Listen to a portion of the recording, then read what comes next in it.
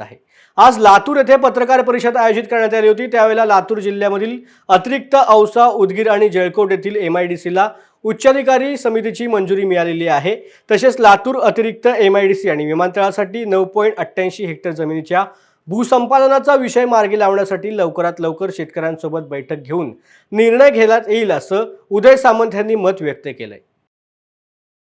इथला विमानतळाचा जो मुद्दा होता त्याचा लँड ॲक्विजिशन 38 हेक्टरचं झालेलं आहे। त्याच्या कंपाऊंड वॉलला देखील आज मी मंजुरी दिलेली आहे। लातूरमध्ये 3 नव्यानं MIDC करण्याला आम्ही मंजुरी दिलेली आहे। त्याच्यामुळे लातूरमध्ये जास्तीत जास्त उद्योजक यावेत हा सरकारचा कल आहे। 100% मागच्या वेळी दिलेल्या 4 आश्वासनांची पूर्तता करून मी इथं आलेलो आहे।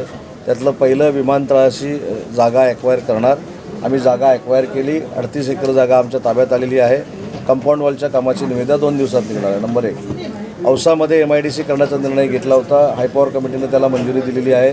MIDC मंजूर झालेली आहे। अतिरिक्त लातूरची जी 2 टप्प्यातली MIDC आहे त्यातली 1 टप्पा मंजूर झालेला आहे। त्याचं देखील इन्फ्रास्ट्रक्चर आम्ही आता सुरू करतो आणि तिसरा उदगीरचा जो होता त्याला देखील उच्चस्तरीय हायपॉवर कमिटीनं मंजुरी दिलेली आहे। ती देखील MIDC मंजूर झालेली आहे। त्याच्यामुळे शिंदे, फडणवीस आणि पवार सरकारचा रिझल्ट हा 100% आहे। 4 आश्वासनं दिली होती, 4ही पूर्ण करून आलो।